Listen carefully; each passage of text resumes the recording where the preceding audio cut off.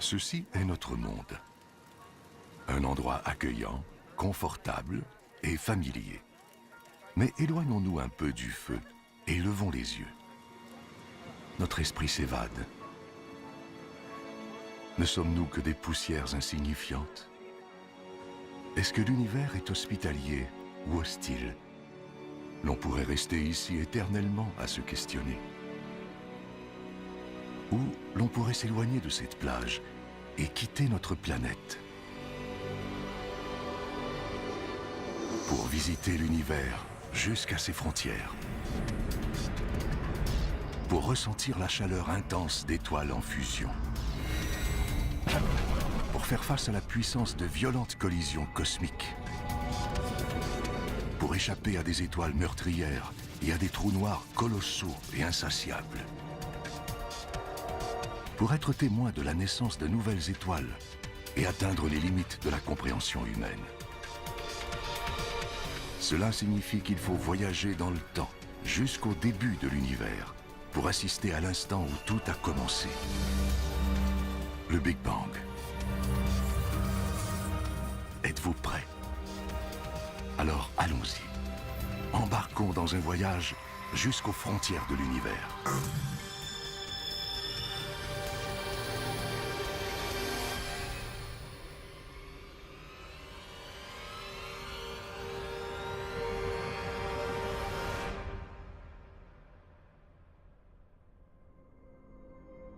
La limite de l'espace, à seulement 100 km, à peine 1 heure de route de la maison. En bas, la vie continue. Chacun va qu'à ses activités quotidiennes. L'économie tourne. Et Star Trek est toujours à l'antenne.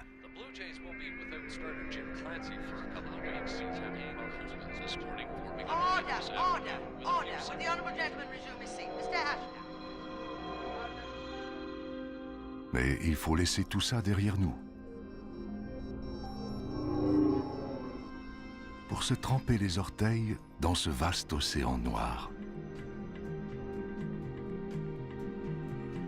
Dans une petite mare, pas très loin de chez nous,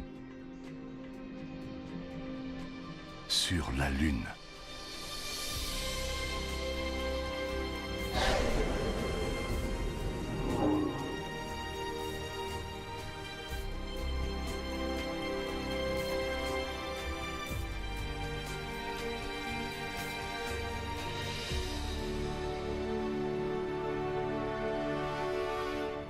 Nous sommes à environ 400 000 km de la Terre. 3 jours en vaisseau spatial.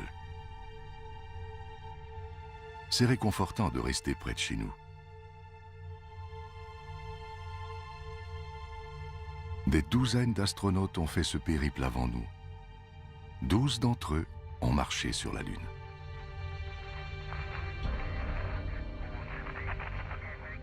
On dirait un champ de bataille désert, bombardé par des millions de météorites et d'astéroïdes.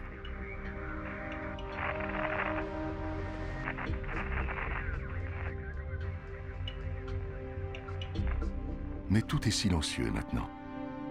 De toute évidence, il n'y a eu aucune collision importante depuis des millions d'années. Le module lunaire d'Apollo 11.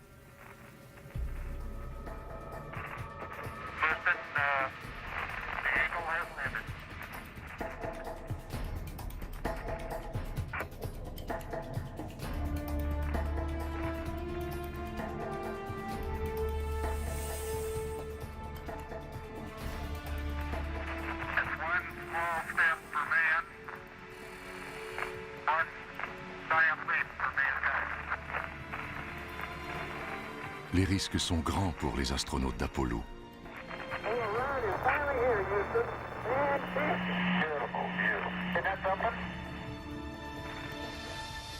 Mais la récompense est unique. Voir notre planète comme personne ne l'a vue auparavant et être les premiers à fouler ce sol. Visiter un autre monde. Un monde bombardé par les radiations mortelles du Soleil. Un champ infini de lave congelée et de tas de roches grises.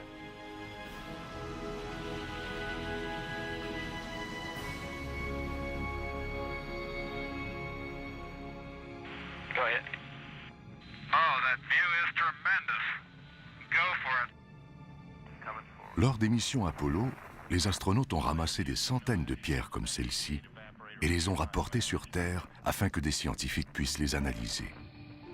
Mais finalement, ces roches ne sont pas si banales. Comme nous, elles viennent de la Terre. Les scientifiques de la NASA ont découvert que ces roches ont été surchauffées à la suite d'une énorme explosion. L'explication ? Il y a 4,5 milliards d'années, une planète à la dérive est entrée en collision avec la Terre. Des milliards de tonnes de pierres en fusion ont été projetées dans l'espace. Et ces projectiles ont formé la Lune. Voilà une pensée étrange. La Lune créée à partir de la Terre.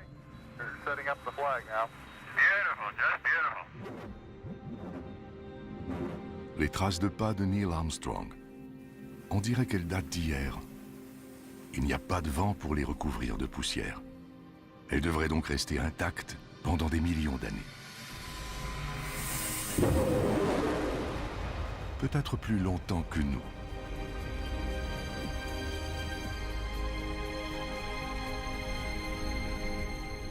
Notre temps est compté. Nous devons faire notre propre bond de géant. Au-delà du territoire exploré par l'humain.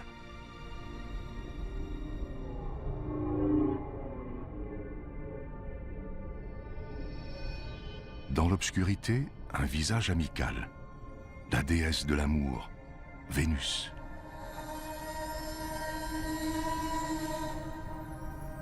L'étoile du matin, l'étoile du soir.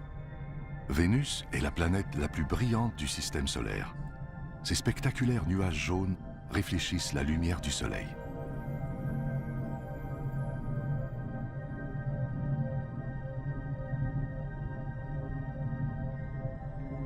C'est la sœur de notre planète. Sa taille et sa gravité sont similaires à celles de la Terre. Nous devrions être en sécurité ici. Mais la sonde spatiale Vénus Express nous apprend que ces nuages éblouissants sont composés d'acide sulfurique mortel et que l'atmosphère de la planète est chargée de dioxyde de carbone. Il faut rester sur nos gardes.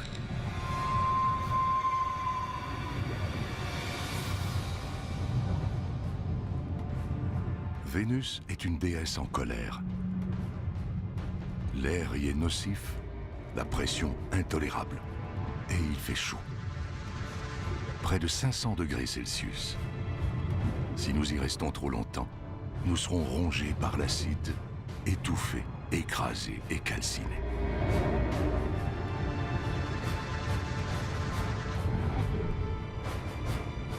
Rien ne peut survivre ici. Ni même cet engin, la sonde robotisée soviétique Venera. Son épaisse armure a été détruite par les conditions atmosphériques extrêmes.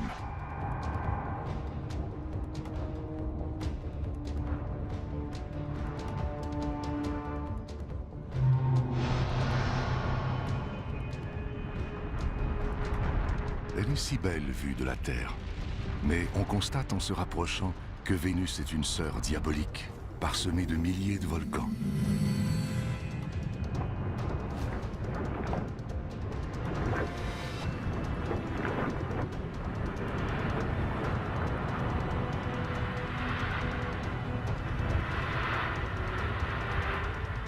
Tout ce dioxyde de carbone contenu dans son atmosphère emprisonne la chaleur du Soleil. C'est le réchauffement climatique à la puissance 10. Vénus a peut-être déjà été plus calme, comme sa sœur la Terre. Si c'est le cas, ce pourrait être l'avenir de notre planète.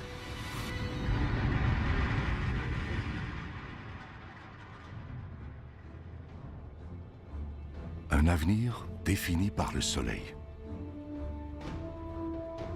Le Soleil a quelque chose de fascinant. Un peu comme Méduse. Il est trop terrifiant pour qu'on le regarde, mais il nous est impossible d'y résister. Il nous attire, comme la lumière attire une mouche.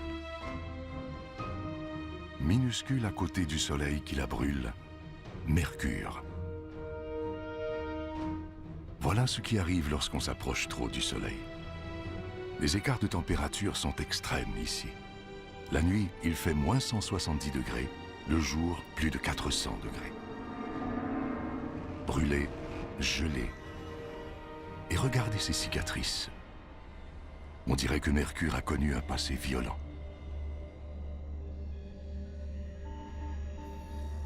La sonde spatiale Messenger. Elle nous révèle quelque chose d'étrange. Pour une planète de sa taille, Mercure a une attraction gravitationnelle très puissante. Elle doit être plus massive qu'elle ne paraît. C'est comme une immense boule de fer recouverte d'une mince couche de roche. Le noyau de ce qui fut une plus grande planète. Mais où est le reste?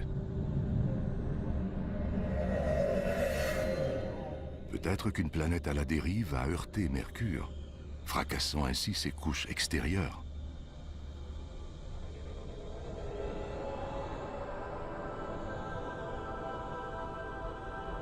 Tout nous indique qu'il faut rebrousser chemin. Mais qui peut résister à cela? Le soleil dans toute sa fascinante splendeur. Notre lumière, notre vie. Tout ce que nous faisons est contrôlé par le soleil et dépend de lui.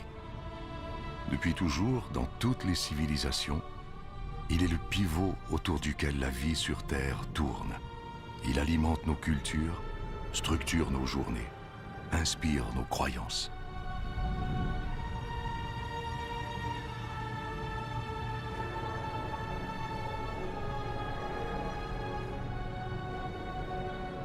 Nous sommes maintenant à 150 millions de kilomètres de la maison. Un voyage de 20 ans en avion. S'il devait s'éteindre, il est si éloigné qu'il nous faudrait 8 minutes avant de nous en rendre compte. Il est si gros qu'il pourrait contenir 1 million de planètes Terre, et si massif que son attraction gravitationnelle contrôle tout le système solaire.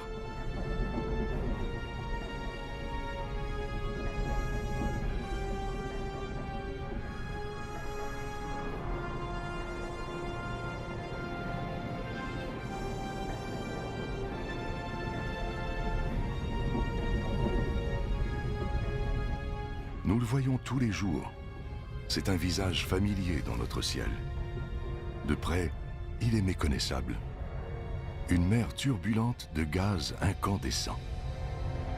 La température y dépasse les 5000 degrés.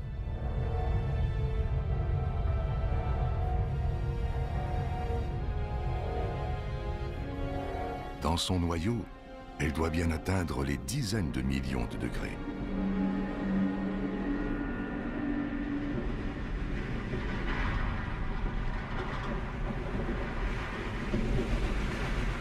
C'est suffisamment chaud pour déclencher une réaction nucléaire qui transforme des millions de tonnes de matière en énergie chaque seconde. C'est plus que toute l'énergie jamais créée par l'homme. Sur Terre, cette énergie nous parvient sous forme de lumière et de chaleur. Mais de près, le Soleil n'a rien de rassurant.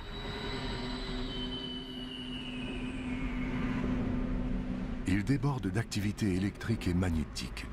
Il explose, créant ainsi ces énormes boucles de gaz incandescents appelées des protubérances solaires. Chacune d'elles dégage plus d'énergie que 10 millions de volcans.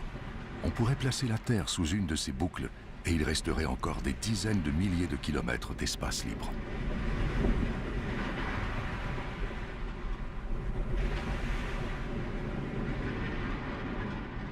Et à la base de ces boucles, des couches moins chaudes sont exposées, créant ainsi des taches solaires.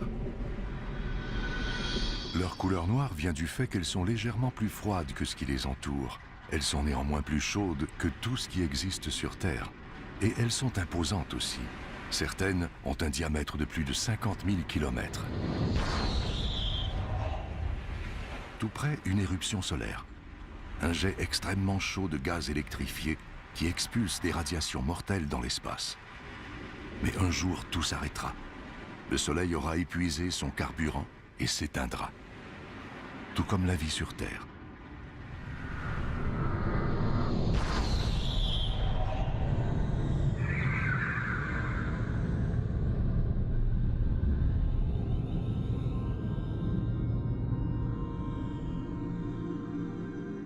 le Soleil donne la vie, mais il la détruit aussi. Il veut qu'on garde nos distances.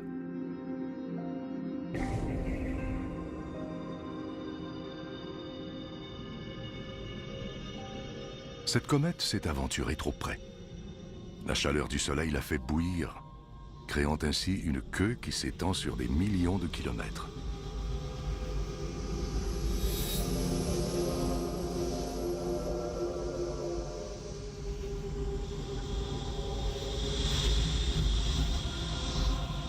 On gèle ici.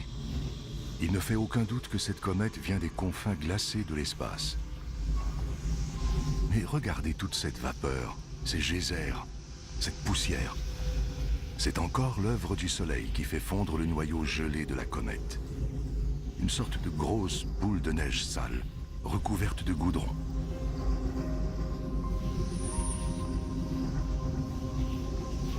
Et de minuscules morceaux de ce qui semble être de la matière organique, préservés dans la glace depuis...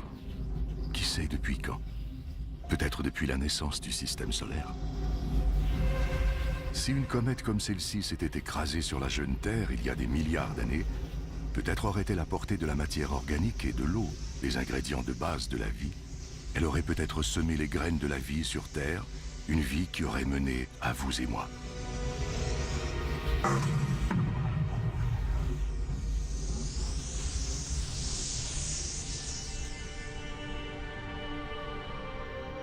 Mais si elle devait s'écraser sur la Terre aujourd'hui, pensez aux dinosaures qui ont été rayés de la carte par l'impact d'une comète ou d'un astéroïde il y a 65 millions d'années. Ce n'est qu'une question de temps. Éventuellement, un jour, à moins que l'on trouve une façon de se protéger, nous subirons le même sort que les dinosaures. La Terre est en sécurité, pour l'instant. Mais si la vie sur Terre était anéantie, nous devrions trouver une nouvelle demeure. Parmi les millions, les milliards de planètes, il doit en exister une qui n'est pas trop chaude, pas trop froide, avec de l'air, de la lumière et de l'eau.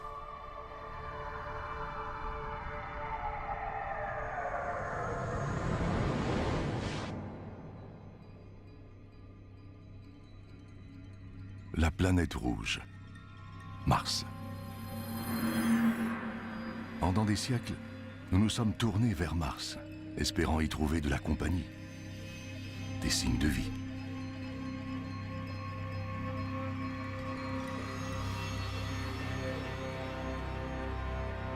Quelque part ici, il pourrait y avoir une forme de vie extraterrestre. Mais sommes-nous prêts à la découvrir? Sommes-nous prêts à réécrire les livres d'histoire, à reconsidérer nos connaissances scientifiques, à transformer complètement notre monde? Ce que nous sommes sur le point de trouver pourrait tout changer.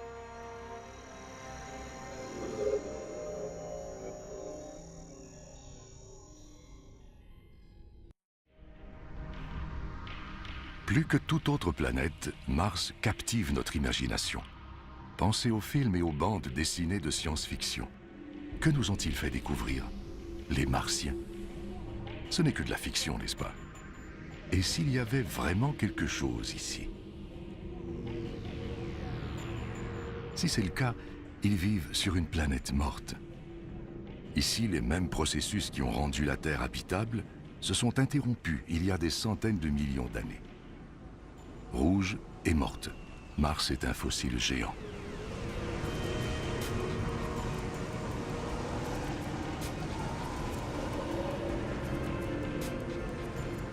Un tourbillon de poussière. Il est gros, plus gros que les plus grosses tornades sur Terre. Il y a du vent ici.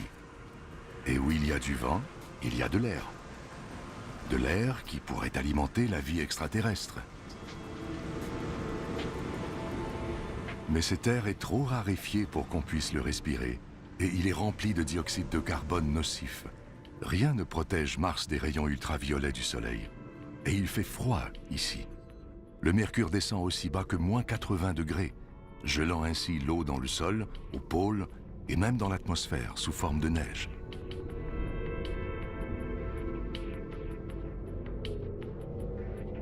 Difficile de croire qu'il pourrait y avoir de la vie ici. Pourtant, Sur Terre, les créatures survivent dans le froid extrême, même dans les fosses les plus profondes et obscures des océans.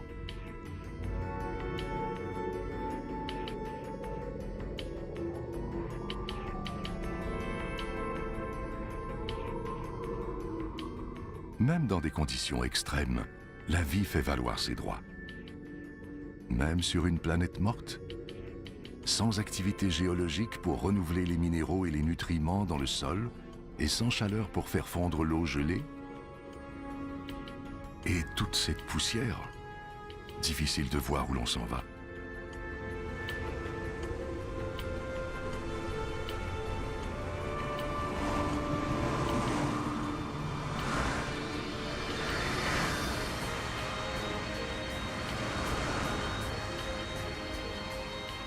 Olympus Mons, un ancien volcan immense, 3 fois plus haut que l'Everest.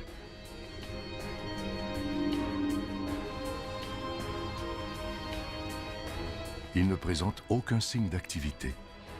Depuis sa découverte dans les années 1970, on l'a déclaré éteint.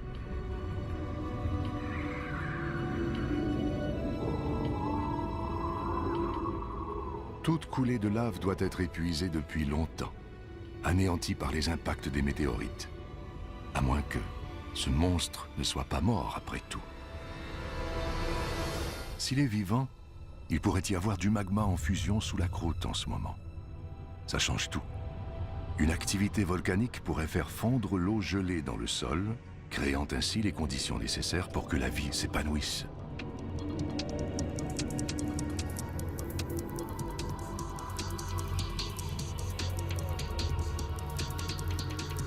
Comparé à cela, le Grand Canyon ressemble à une fissure dans le trottoir. C'est à perte de vue. Ce canyon est si long qu'il traverserait toute l'Amérique du Nord. Il y a des signes d'érosion et des lits de rivières asséchés. Comme si l'activité volcanique avait fait fondre de l'eau gelée dans le sol, qui aurait ensuite déferlé dans ce canyon. Une activité volcanique qui pourrait, on le sait maintenant, créer de l'eau à nouveau. Et où il y a de l'eau, il peut y avoir de la vie. Si nous pouvons trouver des cours d'eau, nous pourrions trouver des créatures vivantes. La chasse est ouverte.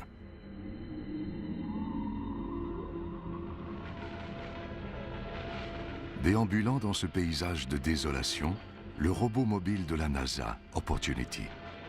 Il cherche des preuves que ces plaines stériles ont déjà été des lacs ou des océans qui ont pu héberger des formes de vie.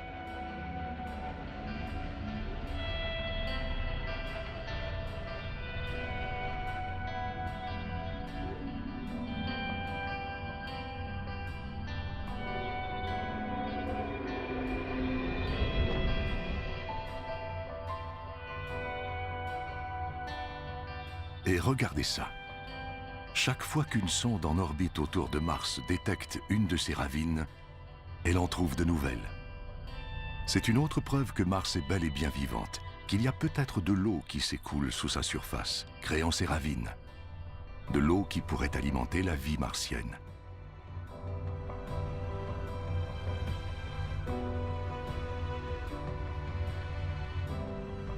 Il ne reste qu'à la trouver.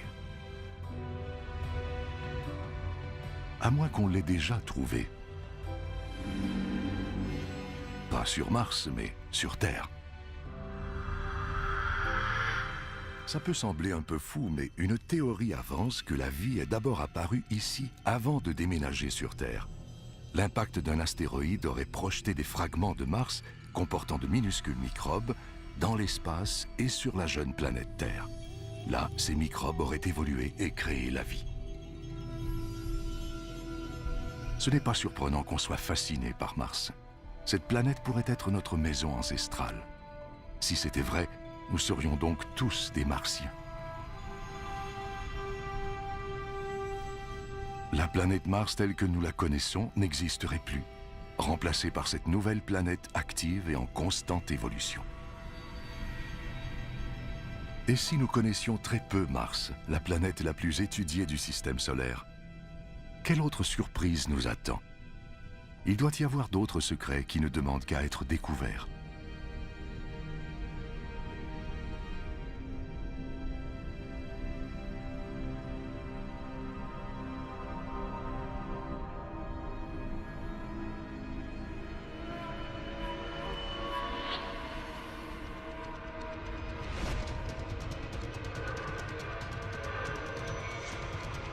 Ici, on se croirait dans un jeu vidéo géant.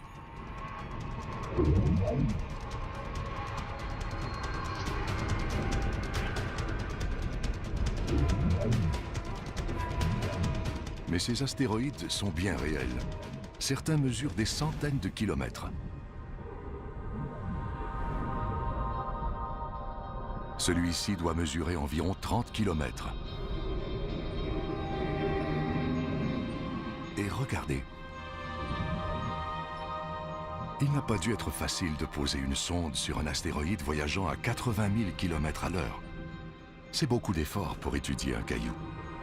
Un de ces cailloux qui peuvent entrer en collision avec d'autres, se briser et tomber sur Terre sous la forme de météorites. Or, ce sont des cailloux comme ceux-ci qui se sont agglomérés pour former les planètes, dont la nôtre.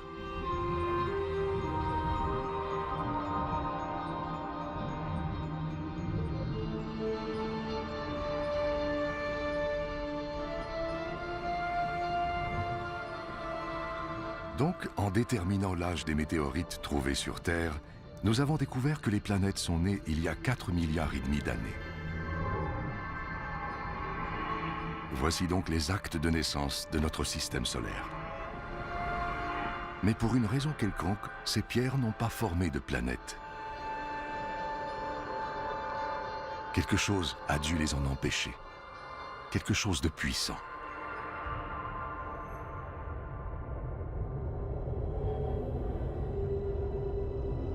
Jupiter. Quel monstre! Au moins 1000 fois plus grosse que la Terre. Si énorme qu'elle pourrait contenir toutes les autres planètes. Quelque chose d'aussi gros influence grandement ses voisins. Son attraction gravitationnelle empêche les astéroïdes de former une planète.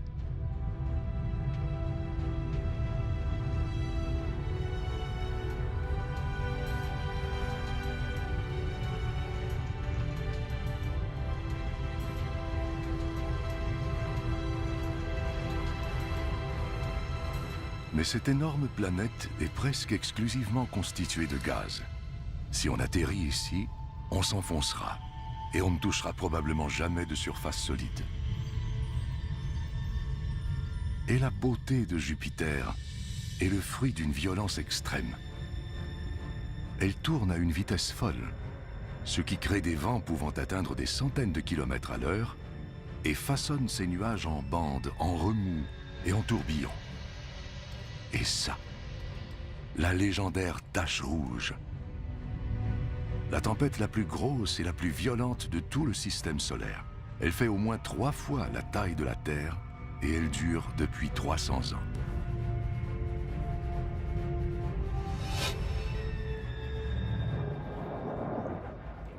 Tous ces nuages agités ont déclenché un orage électrique.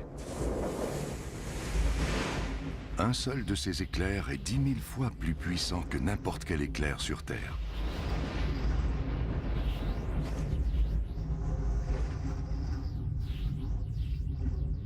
Le meilleur endroit, l'endroit le plus sécuritaire d'où admirer Jupiter, c'est de loin. Regardez ces lumières. Elles ressemblent à des aurores boréales qui dansent autour des pôles. Mais le compteur Geiger s'emballe. Ces lumières sont mortelles.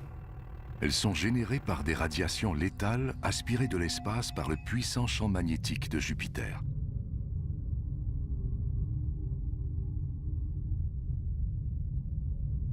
On commence à réaliser qu'ici, il ne faut jamais se fier aux apparences. L'univers est plein de contradictions. Il faut faire preuve de prudence en naviguant parmi les quelques 62 lunes de Jupiter.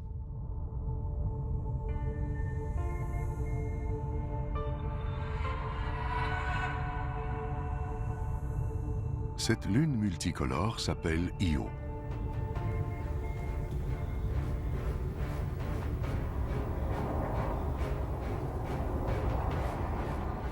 Ces jolies couleurs, c'est de la roche en fusion, du soufre, et des volcans qui crachent des cendres brûlantes et du soufre à des centaines de kilomètres dans les airs.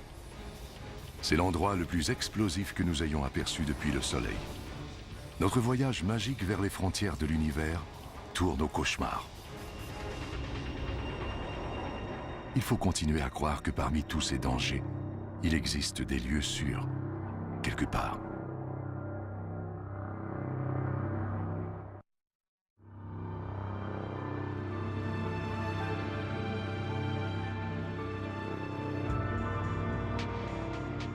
Nous sommes à 650 millions de kilomètres de la Terre.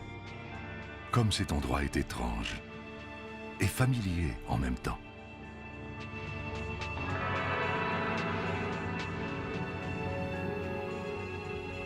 C'est un peu comme l'Arctique, avec toute cette glace, toutes ces crêtes et ces fissures. C'est une autre lune de Jupiter, Europe. Peut-être que comme dans l'Arctique, cette glace flotte sur de l'eau liquide.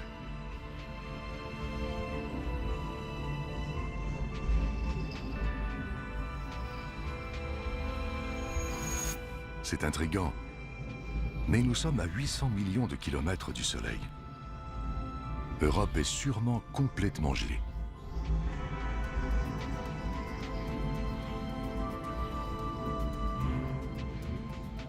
À moins que l'attraction gravitationnelle de Jupiter crée de la friction dans son noyau. Ainsi, Europe ne serait pas complètement gelée et la vie pourrait se développer dans les eaux situées sous sa croûte de glace.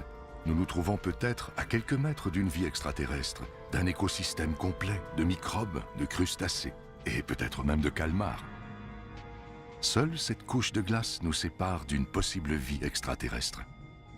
Mais d'ici à ce qu'on envoie un vaisseau spatial percer la glace, Europe demeurera l'un des plus grands mystères du système solaire.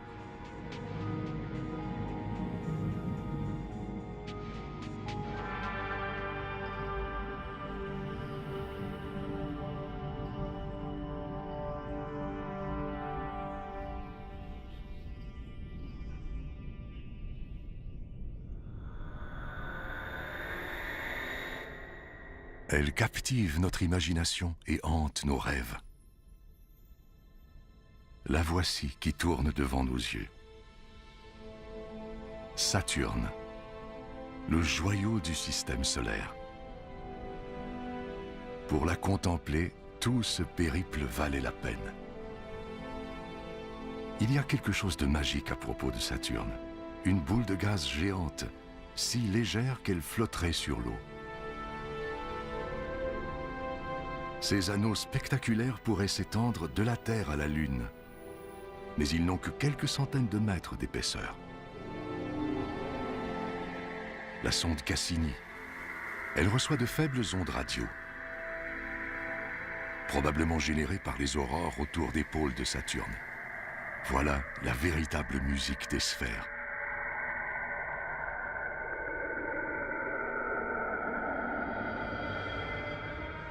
Elle nous raconte que ces anneaux sont probablement les restes d'une lune détruite par l'attraction gravitationnelle de Saturne.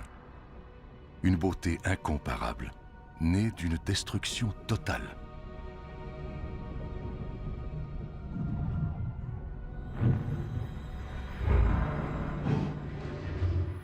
Des milliards de morceaux de glace, certains petits comme des glaçons, d'autres grands comme une maison. Ils entrent en collision, se brisent et se reforment. C'est un peu comme une photographie de l'enfance de notre système solaire, alors que des poussières et des gaz tournaient autour du jeune soleil. La gravité s'est mise à l'œuvre pour rassembler tous ces débris et notre planète est née.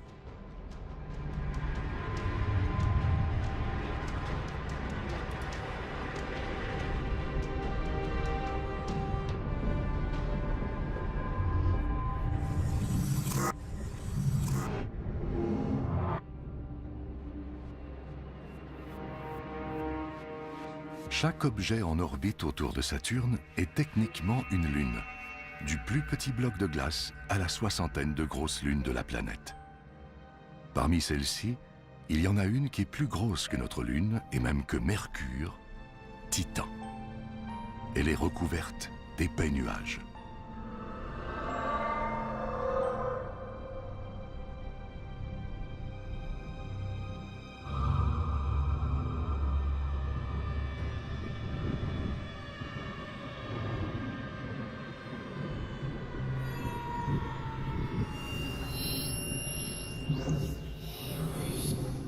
mais on dirait qu'il y a une atmosphère sous ces nuages.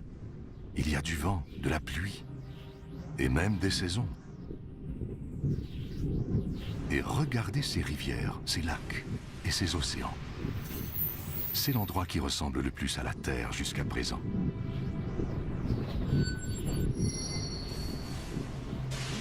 Toutefois, ce n'est pas de l'eau qui coule ici, mais du gaz naturel liquide. Il doit y avoir des milliers de fois plus de gaz naturel que dans toutes les réserves de la Terre. Si nous pouvions en rapporter chez nous, il alimenterait nos villes et nos voitures pendant des milliers d'années. Ou peut-être pourrons-nous l'utiliser un jour pour alimenter une colonie, dans le cas où il n'y aurait pas déjà de vie sur Titan. La sonde spatiale Huygens, relâchée par Cassini sur la surface de Titan, est là pour le découvrir. Elle nous apprend qu'il y a de la matière organique dans le sol, mais il fait froid, moins 180 degrés. Cette matière ne peut pas créer la vie, à moins que Titan ne se réchauffe.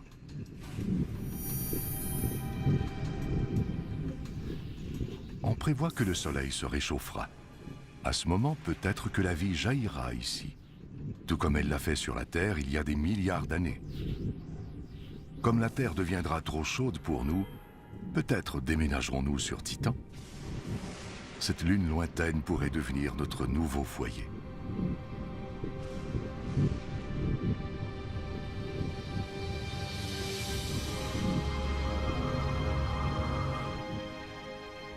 La Terre. Nous en sommes à au moins 1 milliard de kilomètres maintenant. Au-delà de ce point, nous perdons le contact visuel avec elle. C'est comme si nous nous tenions sur le bord d'un ravin, en train de regarder les confins mystérieux du système solaire. Si nous voulons comprendre l'univers et atteindre ses frontières, nous devons nous lancer.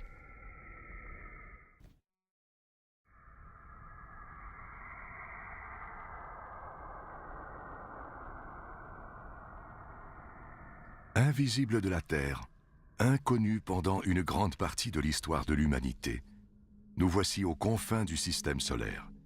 C'est comme si nous plongions dans les profondeurs de l'océan.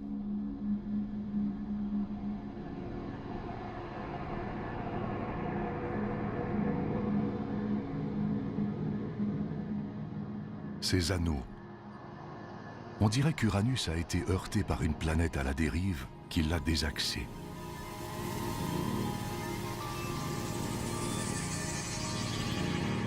C'est sinistre ici, et on se sent seul. Pourtant, nous avons à peine quitté le rivage.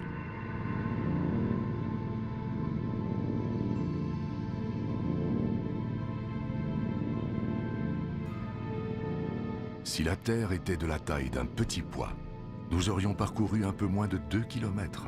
Mais pour atteindre les limites du système solaire, nous devrons en franchir 20 000 autres.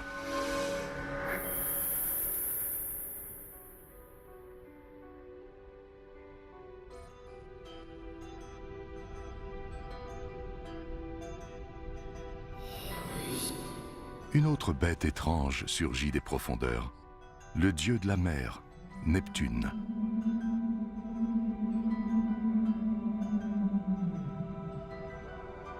De loin, elle semble paisible. Mais regardez cette tache. C'est une tempête de la grosseur de la Terre, soufflant des vents violents atteignant les 1500 km à l'heure. Chez nous, c'est le Soleil qui pousse le vent. Mais Neptune est trop loin. Quelque chose d'autre doit créer ces redoutables vents, mais personne ne sait quoi.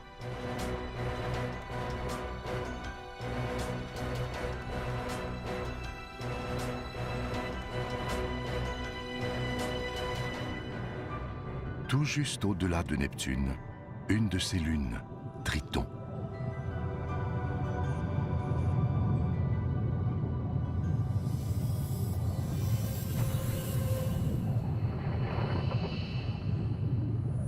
Regardez ces geysers, des cheminées cosmiques expulsant des suies étranges. Cette lune tourne autour de Neptune dans le sens opposé à celui de la rotation de la planète. On assiste à une lutte entre forces cosmiques, lutte perdue d'avance pour cette lune rebelle.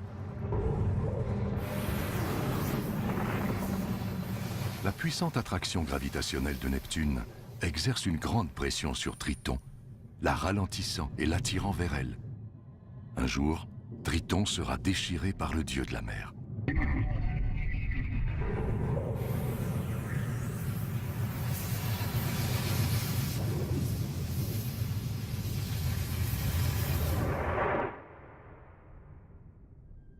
Et c'est tout.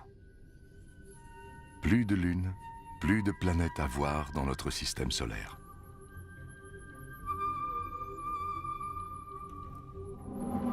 Mais jetez un coup d'œil par ici. Ce n'est pas le vide. C'est bourré de roches gelées et de sphères glacées. Comme Pluton. Jusqu'à récemment, nous croyions qu'elle était seule, qu'il n'y avait rien au-delà. Nous avions tort. Encore plus de mondes gelés. Des découvertes si récentes que personne ne sait comment les appeler. Les plutinos, les plutoïdes, les cuboinos. Peu importe leur nom, les conséquences sont les mêmes. Notre système solaire n'est pas le modèle bien défini que nous croyons. À plus de 13 milliards de kilomètres de la Terre, on trouve l'objet le plus éloigné à décrire une orbite autour du Soleil. Un autre petit monde de glace appelé Sedna est découvert en 2003.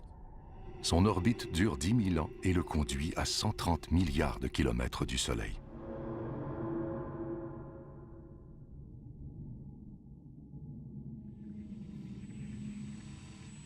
Il y a quelque chose d'autre ici. À 16 milliards de kilomètres de la Terre, la sonde spatiale Voyager 1.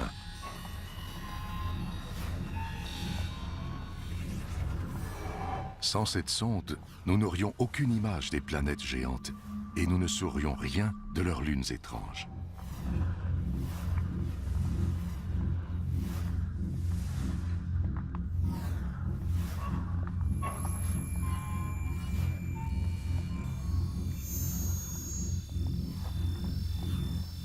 Ce disque d'or est une sorte de message dans une bouteille jetée à la mer. Un mot de bienvenue y a été enregistré dans plusieurs langues. Hola y saludos a todos. On y trouve aussi une carte expliquant comment trouver notre système solaire. Mais lorsqu'on est perdu en forêt, est-ce sage de crier? N'importe qui ou n'importe quoi pourrait nous entendre, trouver où nous habitons et nous faire une petite visite, amicale ou non.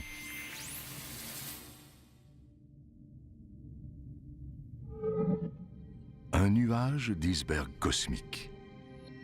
Il ressemble à la comète que nous avons croisée plus tôt. Peut-être venait-elle d'ici. Comme les comètes qui ont semé les graines de la vie sur Terre il y a des milliards d'années.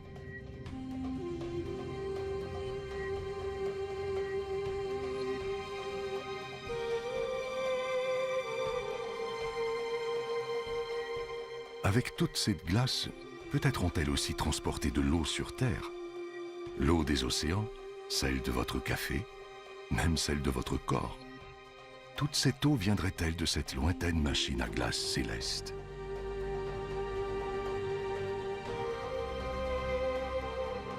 Nous sommes à 8 millions de kilomètres de chez nous, c'est-à-dire à 8 billions de kilomètres.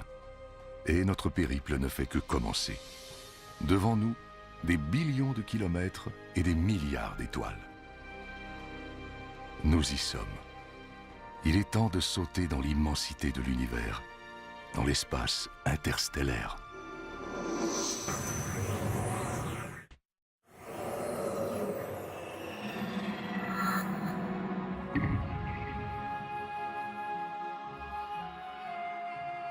L'espace interstellaire, bien au-delà de notre système solaire. Quelle vue! Des milliards d'étoiles comme notre Soleil, dont plusieurs ont des planètes qui elles-mêmes peuvent avoir des lunes.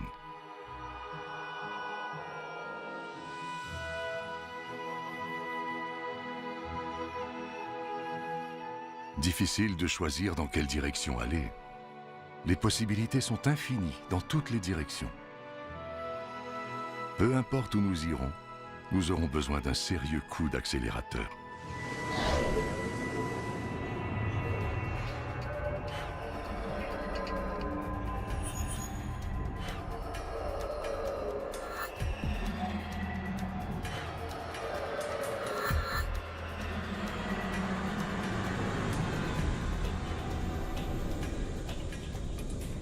À 40 billions de kilomètres de chez nous, un voyage de 150 000 ans en navette spatiale.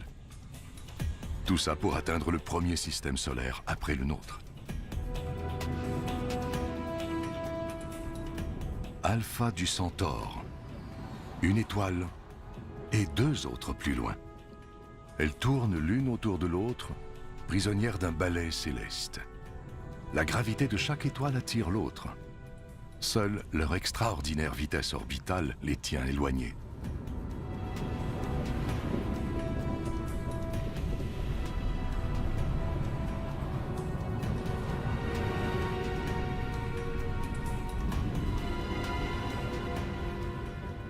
Nous sommes si loin de chez nous maintenant que les kilomètres ne veulent plus rien dire. Il faudra dorénavant parler d'années-lumière. Un rayon de lumière prend 1 an pour parcourir 10 billions de kilomètres. Donc, 40 billions de kilomètres équivalent à plus de 4 années-lumière de la Terre. C'est incroyable. Les distances sont telles qu'elles dépassent la compréhension. Mais c'est aussi excitant. Qui sait quels mondes étranges nous attendent et ce que nous découvrirons lorsque nous atteindrons les frontières de l'univers, si nous y parvenons.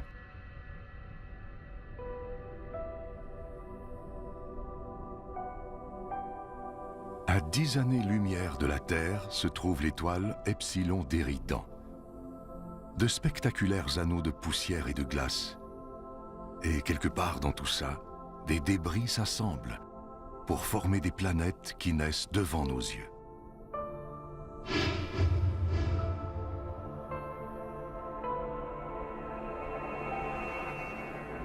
Des astéroïdes et des comètes partout. C'est un peu comme regarder notre propre système solaire il y a des milliards d'années. Les comètes apportent les molécules organiques à ces jeunes planètes, semant ainsi la vie comme elles l'ont peut-être fait sur Terre.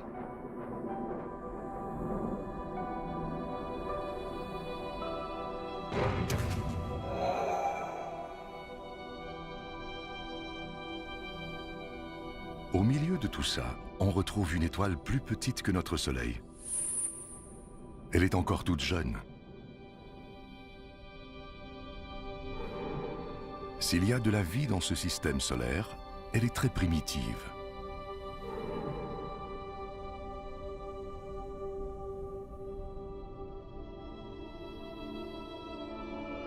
Il doit y avoir des systèmes solaires plus développés, plus matures, quelque part. Mais ça revient à chercher une aiguille dans une botte de foin cosmique.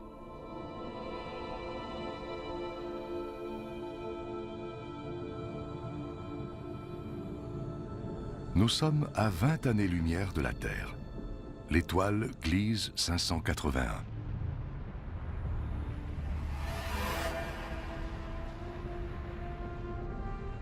Elle a à peu près le même âge que notre Soleil.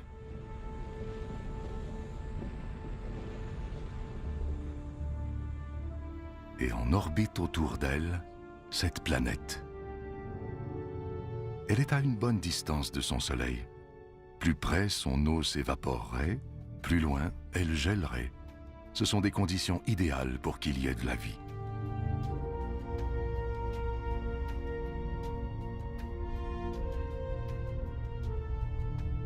Et si une comète l'avait heurtée et y avait apporté de l'eau et de la matière organique? La vie, des êtres complexes comme nous et même des civilisations comme la nôtre s'y trouvent peut-être en cet instant. S'il y a de la vie ici, même à cette distance, ses habitants pourraient capter nos ondes télévisuelles et regarder des émissions d'il y a 20 ans. C'est le temps que ces ondes prennent pour se rendre jusqu'ici.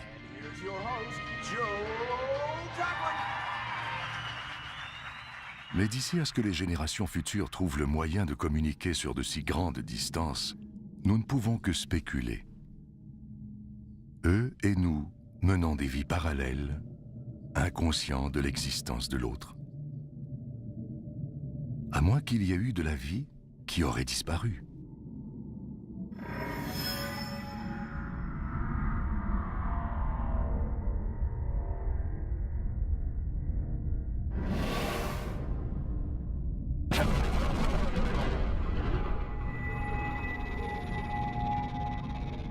C'est le problème avec les comètes. Elles donnent la vie, mais la reprennent aussi. Les dinosaures l'ont appris à leurs dépens il y a 65 millions d'années. C'est l'aiguille dans la botte de foin cosmique. C'est le système solaire qui ressemble le plus au nôtre, mais nous l'avons découvert par hasard. Il peut y en avoir des milliers, des millions d'autres comme ça. Ou aucun.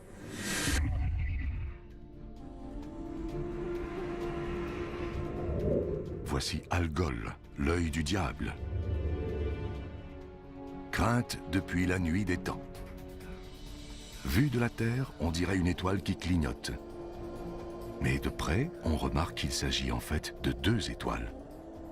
Et l'une aspire l'autre.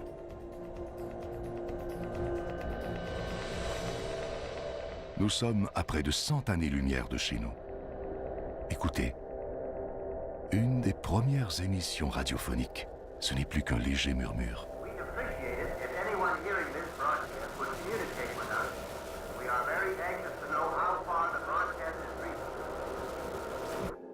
Puis c'est le silence. À partir d'ici, c'est comme si la Terre n'avait jamais existé. Les extraterrestres vivant au-delà de ce point ignorent tout de notre existence.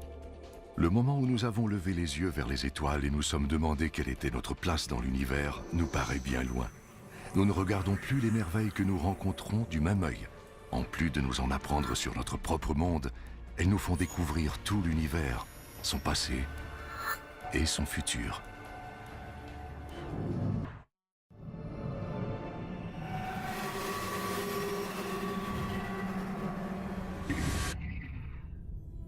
Loin dans les profondeurs de notre galaxie, la Voie lactée, se trouve une immense bibliothèque céleste où chaque étoile est un livre et une histoire. Les Pléiades. Vues de la Terre, elles forment l'amas d'étoiles le plus brillant dans le ciel.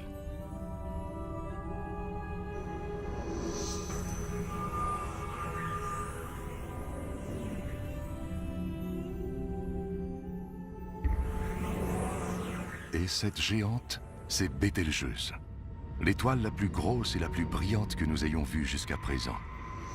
Elle est au moins 600 fois plus grande que notre Soleil.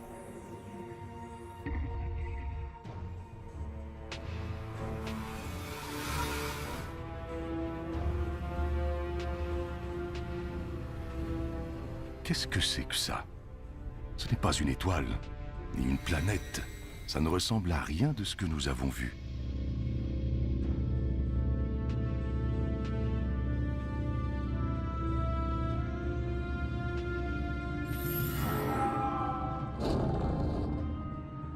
Ce spectre situé à plus de 1300 années-lumière de la Terre est le nuage d'Orion.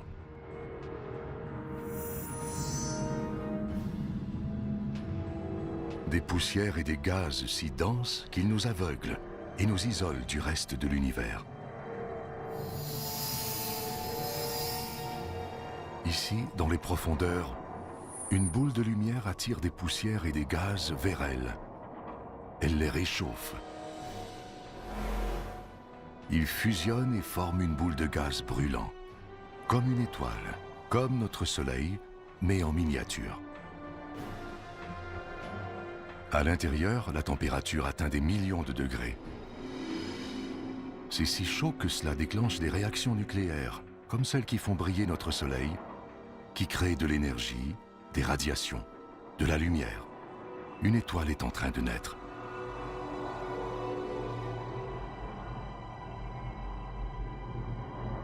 Ou plutôt, des étoiles.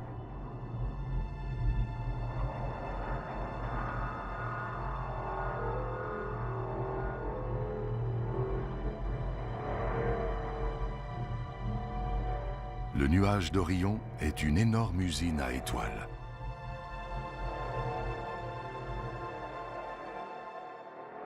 Nous assistons à la naissance d'un univers futur.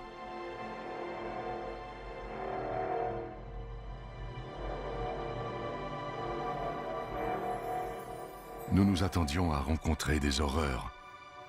Nous avons plutôt découvert l'une des plus belles merveilles de l'univers, la naissance d'une étoile.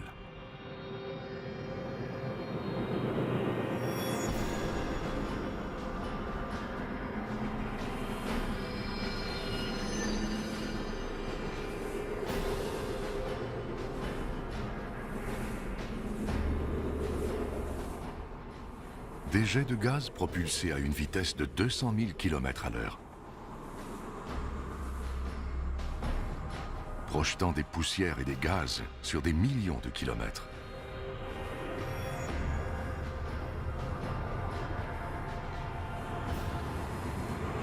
C'est d'une violence inouïe. Mais admirez le résultat. Une nébuleuse, d'immenses nuages de gaz luisants suspendus dans l'espace. Il n'y a pas de vent ici. Ils prendront donc des milliers d'années à se disperser.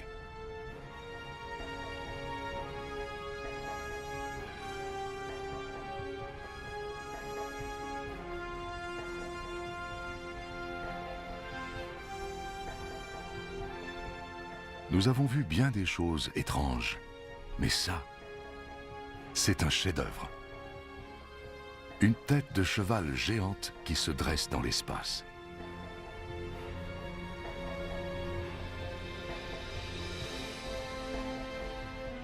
Les étoiles naissent, grossissent, et puis quoi après? Est-ce qu'elles meurent? Est-ce qu'elles s'évanouissent lentement dans la nuit?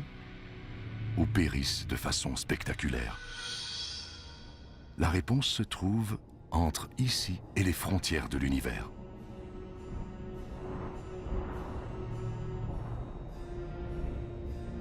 Près de 4000 années-lumière plus loin, des nuages lumineux suspendus dans l'espace, encerclant ce qui fut jadis une étoile comme notre Soleil. Tout ce qui reste d'elle, ce sont ces gaz aux couleurs vives. Ces éléments, issus de la fusion nucléaire au cœur de l'étoile, ont été relâchés dans l'espace à sa mort. Le vert et le violet sont l'hydrogène et l'hélium, les matières brutes de l'univers. Le rouge et le bleu sont l'azote et l'oxygène, les blocs de fondation de la vie sur Terre.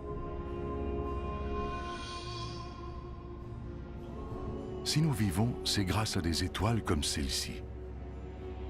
L'oxygène de nos poumons, l'azote de notre ADN, tout a été créé par la fusion nucléaire dans des étoiles mortes longtemps avant la naissance de la Terre. Nous sommes faits de déchets nucléaires stellaires. Notre arbre généalogique commence ici.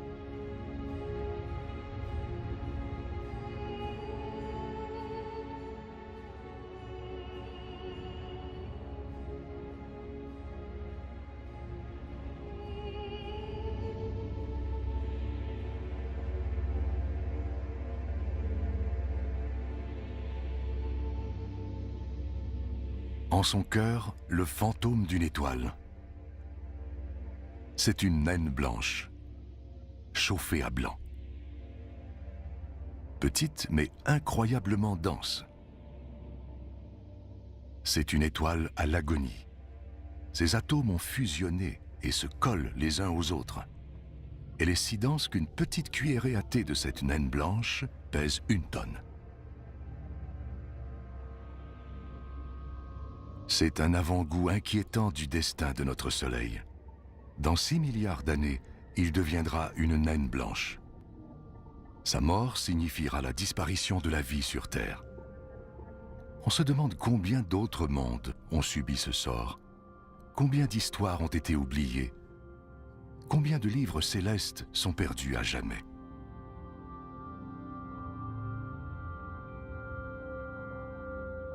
Mais la plus merveilleuse des histoires reste à venir. Nous devons voyager dans le temps jusqu'au premier chapitre pour raconter l'histoire de la création de l'univers.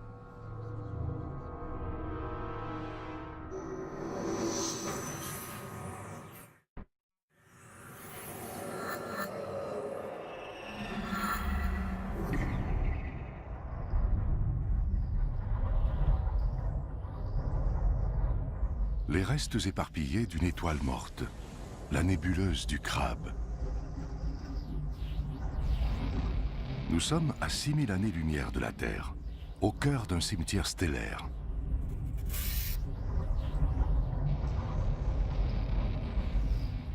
Des poussières et des gaz qui s'étendent sur des billions de kilomètres.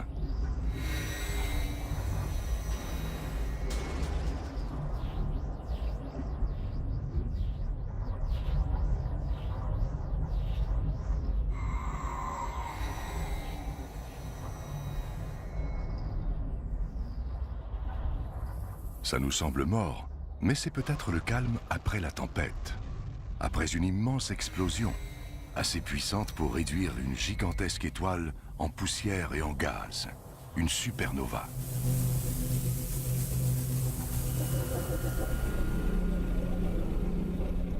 Le voici, l'œil de la tempête.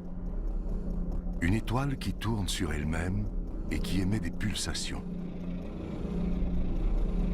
Un pulsar. La gravité a dû compresser le noyau de l'étoile géante pour en faire ceci.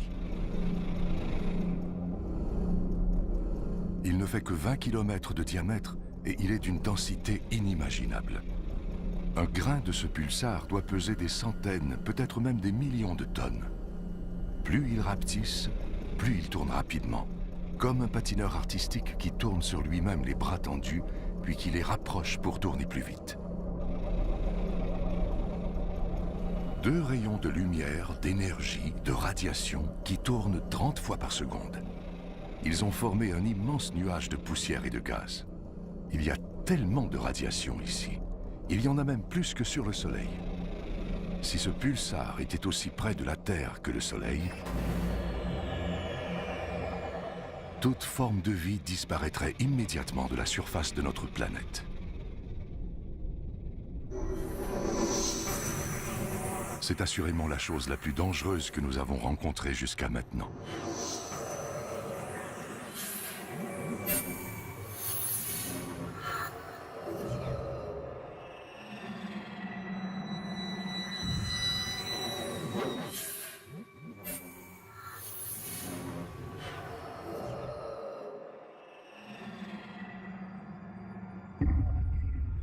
Quelle sensation bizarre. C'est comme si quelque chose de mauvais s'approchait. Une présence malveillante. La chose que nous ne voulions pas rencontrer. Complètement noire, cachant les étoiles derrière elle. Nous regardons la mort droit dans les yeux. Ce sont les restes d'une étoile géante. Un trou noir.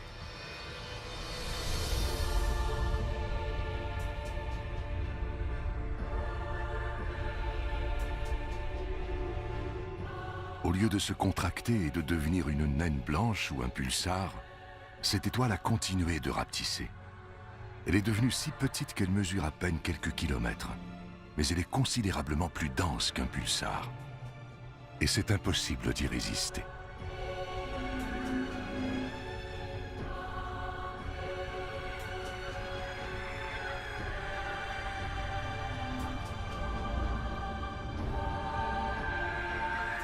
Impossible d'y échapper une fois qu'on s'y est aventuré trop près. Nous savons maintenant pourquoi on appelle ça un trou noir. La gravité y est si intense que même la lumière ne peut s'en échapper. Cet astéroïde, un morceau de pierre solide, s'étire. Il est attiré vers le trou béant. À l'intérieur, il n'y a aucune matière telle que nous la connaissons. Plus de temps, plus d'espace. Aucune loi de la physique ne tient.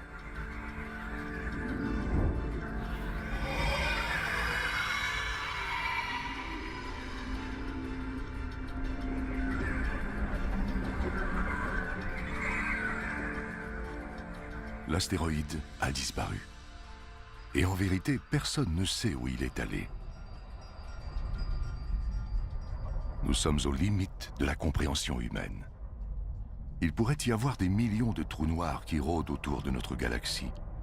Peut-être plus qu'il n'y a d'étoiles dans le ciel. Mais nous ne pourrions les voir avant qu'il ne soit trop tard. Comme cette étoile qui tourne puis disparaît dans un puits invisible.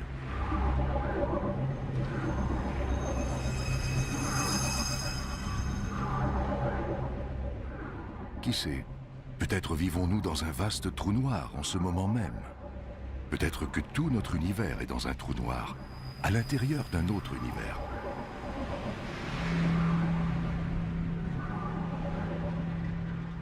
Parfois, on a l'impression que plus on voit de choses, moins on en sait.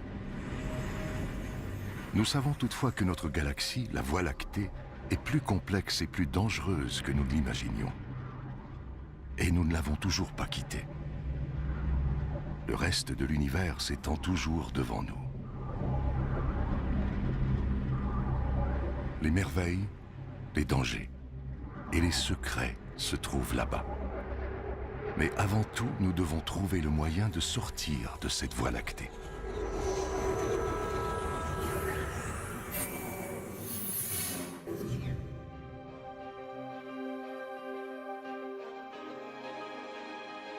Nous sommes à 7000 années-lumière de chez nous, encore au cœur de notre propre galaxie. C'est comme si nous étions dans une forêt dense, peuplée d'arbres tous plus magnifiques et fascinants les uns que les autres. La forêt est si dense que l'on ne peut voir l'horizon pour avoir une idée de l'ampleur. Nous devons nous frayer un chemin pour atteindre les clairières aux limites de la galaxie. C'est seulement là que nous pourrons comprendre où elle a commencé et d'où nous venons. Mais difficile de quitter de tels paysages. Un colossal nuage luisant surmonté de grandes tours de poussière, les piliers de la création. Ils sont comme la porte d'entrée des confins de la galaxie. Les deux piliers sont parsemés de petits renflements, des embryons de systèmes solaires. Chacun est gros comme notre système solaire. Encore un monument qui témoigne de la remarquable créativité de la nature.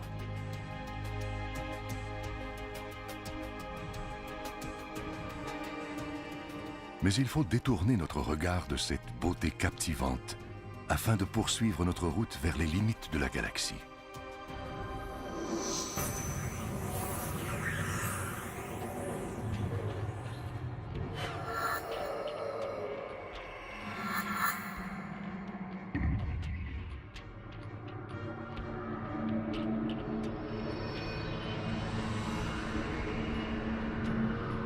Émerveillés par la beauté de la Voie lactée, nous nous sommes égarés dans un champ de mines cosmiques.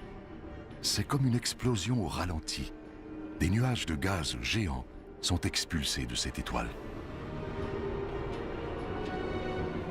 Une étoile des millions de fois plus brillante que notre Soleil.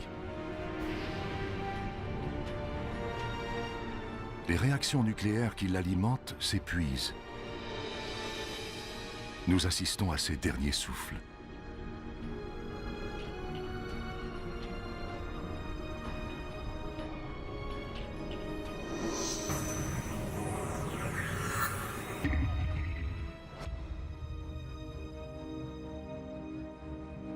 Et au-delà, une étoile encore plus grosse et dangereusement instable.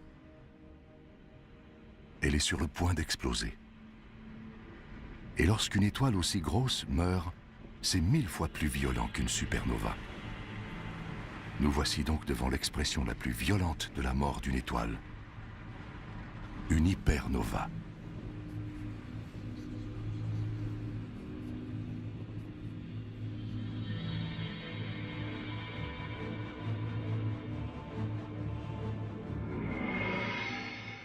Le noyau se désintègre. Il devient un trou noir.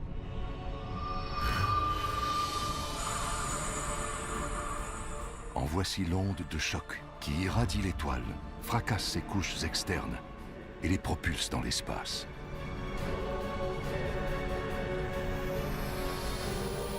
Il y a des radiations mortelles partout, en quantité suffisante pour avoir un effet catastrophique sur les malheureuses planètes à proximité.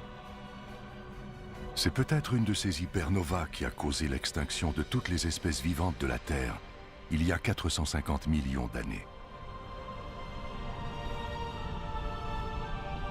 Des hypernovas meurtrières, des comètes gelées, des planètes calcinées, des naines blanches, des géantes rouges, la Terre. De minuscules gouttes dans une vaste étendue de lumière blanche. Notre propre galaxie, la Voie lactée. Nous voulions savoir quelle était notre place dans l'univers. Voici la réponse.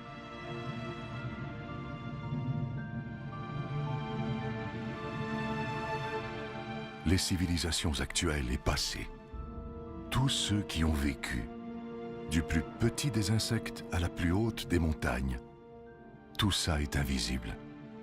Pas même une petite poussière.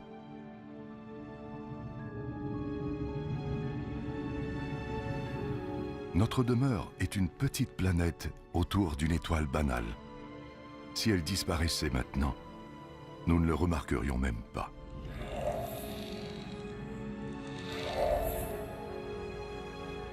Et pourtant, jusqu'à présent, nous n'avons pas trouvé d'autre endroit où vivre, où nous pourrions vivre. Ce n'est qu'à cet instant, si loin de chez nous, que nous pouvons vraiment apprécier notre bonne vieille Terre. Regardez toutes ces étoiles. Il y en a des centaines de milliards. Il doit y en avoir au moins une, sinon davantage, qui peut accueillir la vie.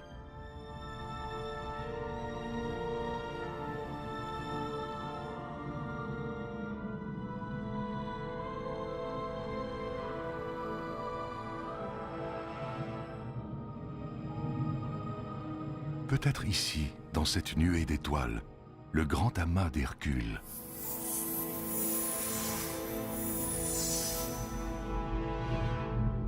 Dans les années 1970, des astronomes ont envoyé un message dans cette direction.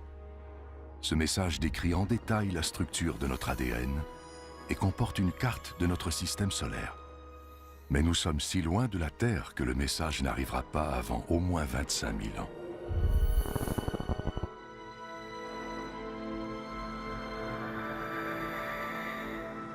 Nous n'avons pas encore trouvé de forme de vie extraterrestre, mais nous n'avons rien trouvé non plus qui nous fasse croire qu'il n'en existe pas. Il existe une équation conçue pour estimer le nombre d'autres civilisations évoluées. Le résultat est étonnant. Il devrait y avoir des millions de civilisations, juste dans notre galaxie.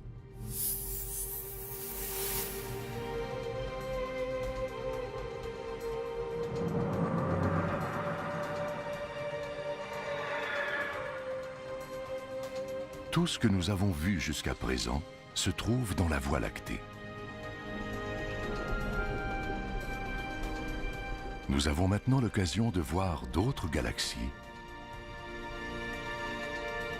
d'avoir un meilleur aperçu de la totalité de l'univers et peut-être de trouver la réponse à la question ultime. D'où vient tout cela? Il est maintenant temps de quitter notre galaxie et de pénétrer dans l'espace intergalactique.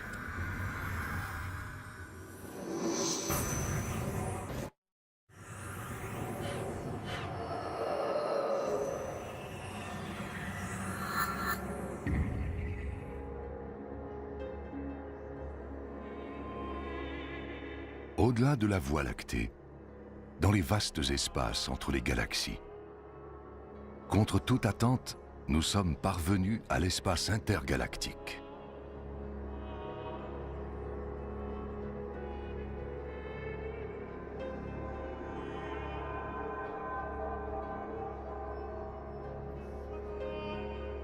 Ici, il n'y a rien à l'horizon.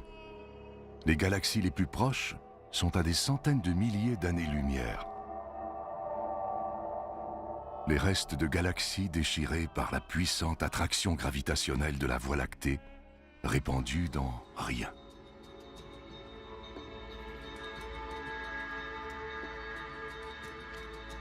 C'est ce qui ressemble le plus au vide parfait dans tout l'univers. Mais même ici, ce n'est pas complètement vide. On détecte de subtiles traces de gaz et de poussière. Et quelque chose d'autre. La matière noire. Elle est si mystérieuse qu'on ne peut la voir, la sentir, la goûter ou la toucher. Ni même la mesurer. Elle est pourtant si répandue qu'elle pourrait constituer plus de 90% de toute la matière dans l'univers. Si la matière noire existe, cela signifie que le vide n'existe pas. Même ici, nous sommes entourés par de la matière.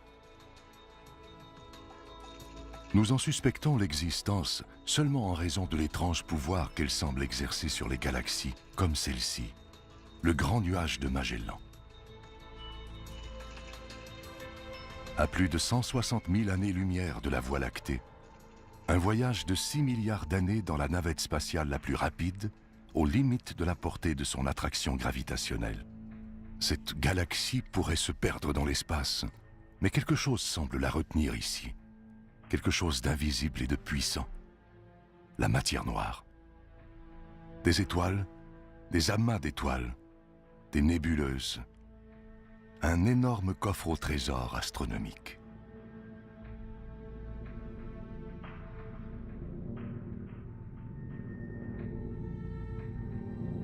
Mais regardez ça.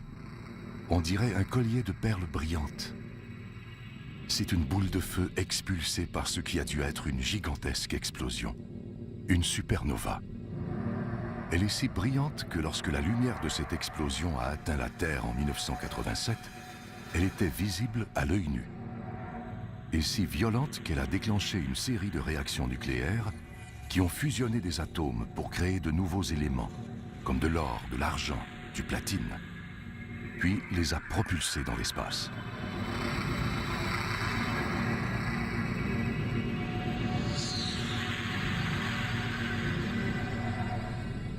L'or de la bague à votre doigt a été forgé dans une immense supernova comme celle-ci, à des billions de kilomètres, il y a des milliards d'années.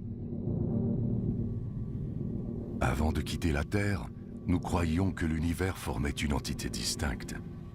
Nous avions tort. L'univers et nous ne faisons qu'un.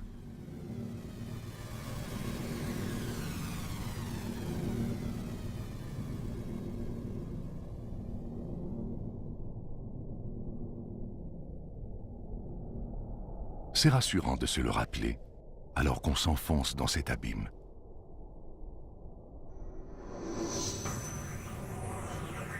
De plus en plus loin, de plus en plus vite.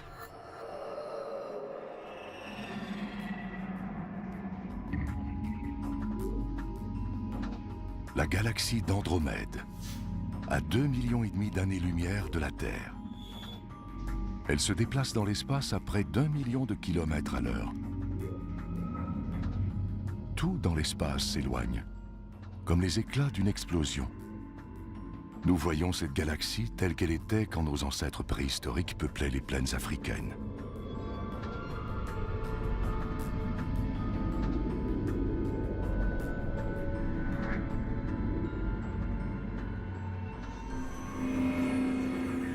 Il y a de l'ordre dans ce chaos.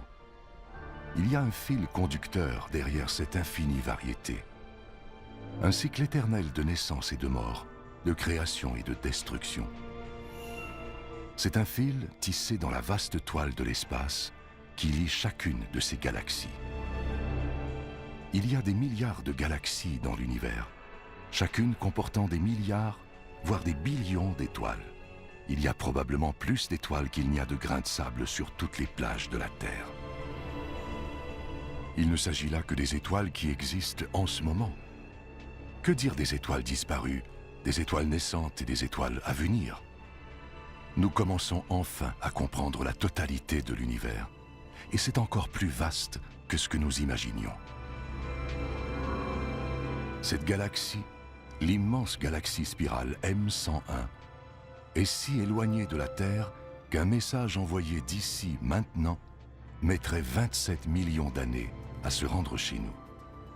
Qui sait si notre espèce ou notre planète serait encore là pour le recevoir?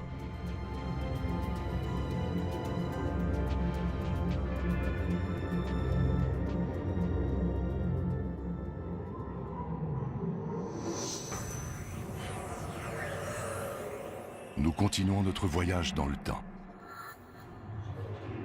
Nous avons passé le moment où les dinosaures ont été exterminés, où les premières créatures se sont aventurées hors de l'eau.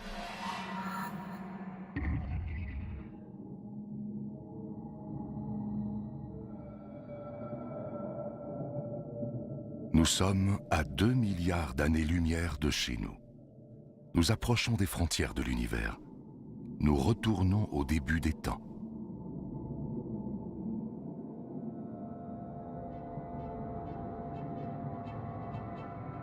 Ceci n'est pas une galaxie. C'est plus brillant que des centaines de galaxies réunies. Un éblouissant rayon d'énergie expulsé sur des billions de kilomètres.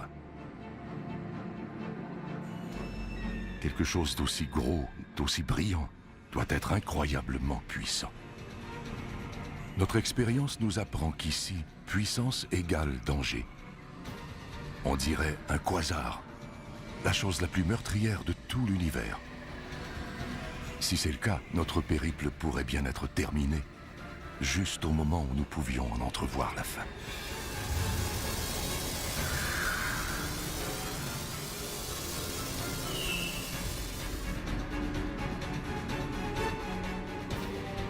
Le phénomène le plus dangereux et le plus puissant de l'univers, le quasar.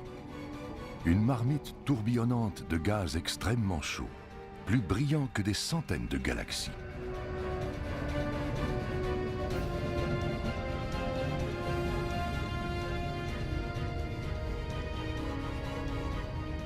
La source de cette puissance extraordinaire repose au cœur même de la bête. Un cœur obscur, un trou noir gigantesque, aussi lourd que des milliards de soleils.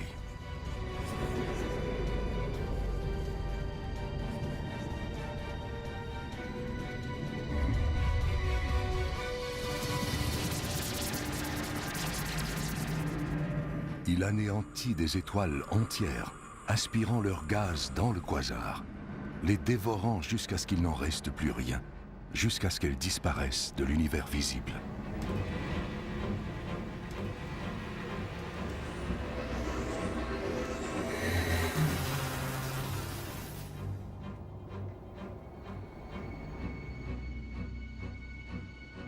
Nous avons vu le pire de ce que peut offrir l'univers, ses forces les plus destructrices. La voie est maintenant libre. Les frontières ultimes de l'univers sont à notre portée.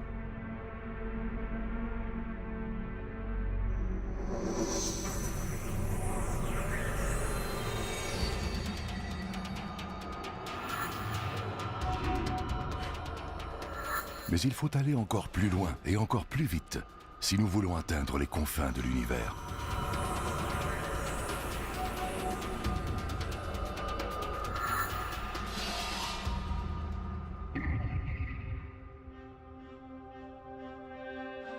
À 8 milliards d'années-lumière de la Terre, on trouve d'autres galaxies. Mais celles-ci sont différentes. Elles sont déchiquetées, petites et rapprochées. Nous sommes si loin dans le passé que nous voyons ces galaxies comme elles étaient avant que naisse la Terre. Elles sont encore jeunes et en pleine expansion. Nous nous approchons du lieu et de l'explication de nos origines il y a 12 milliards d'années.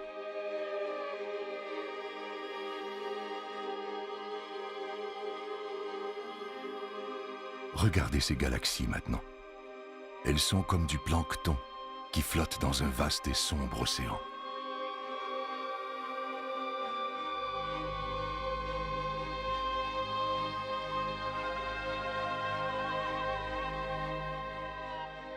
C'est magique. Des nuages de poussière et de gaz qui dansent, qui prennent forme, et qui fusionnent pour former des galaxies embryonnaires. C'est ainsi que notre propre galaxie est née.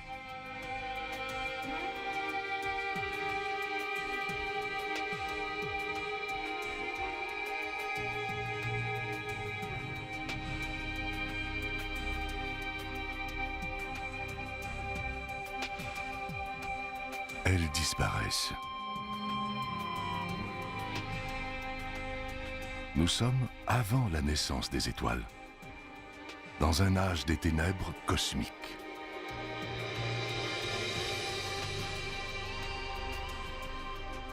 Et avant cela, la lumière, la lueur résiduelle d'une terrible explosion, l'explosion qui a créé l'univers.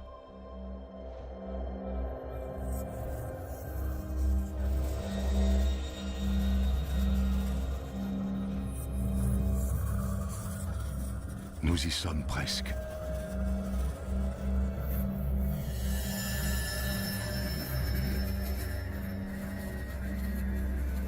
Ça y est, nous y voilà. Les frontières de l'univers, à 130 milliards de billions de kilomètres de la Terre, il y a 13 milliards et demi d'années. L'instant même du Big Bang. Le moment le plus violent et le plus créatif de toute l'histoire. Tout ce qui est survenu suit cet instant.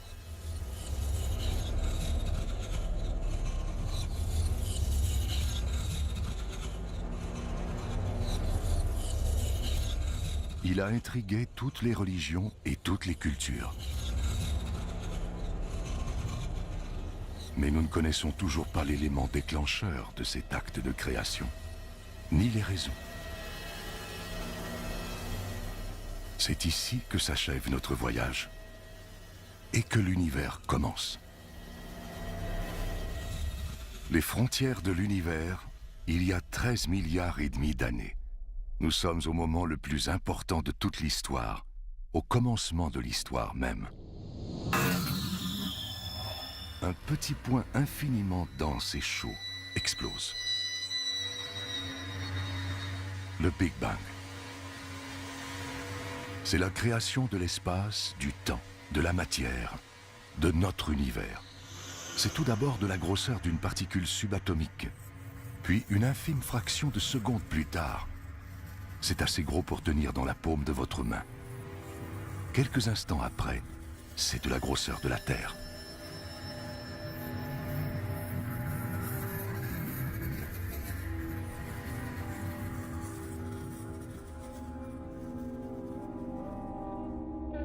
Aujourd'hui, la lumière du Big Bang se répand toujours, sous la forme d'ondes électromagnétiques. Votre antenne de télévision la capte. Ce sont les parasites que vous voyez à l'écran.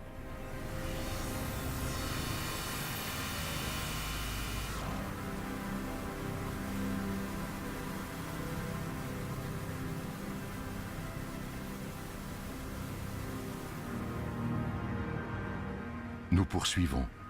Nous avançons dans le temps.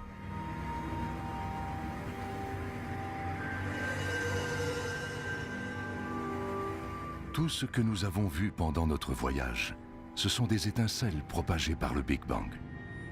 Les galaxies, les étoiles, les planètes, ce ne sont que des débris.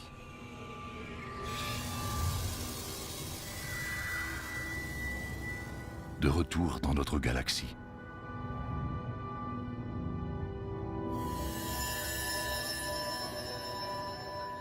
Puis dans notre système solaire.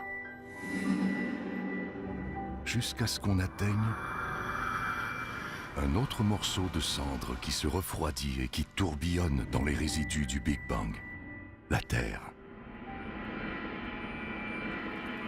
Après un périple de 260 milliards de billions de kilomètres, nous sommes de retour à la case départ, chez nous. Seulement maintenant, nous sommes plus conscients. Nous savons désormais que notre demeure est plus petite et plus banale que ce que nous imaginions. Et elle est destinée à mourir, engloutie par un soleil à l'agonie. Mais il ne faut pas désespérer. Nous devrions nous réjouir. À partir de notre petite base éloignée, nous avons réussi à découvrir tout ça.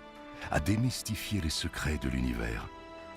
Nous devrions célébrer nos accomplissements, chérir notre planète et profiter pleinement de notre brève existence.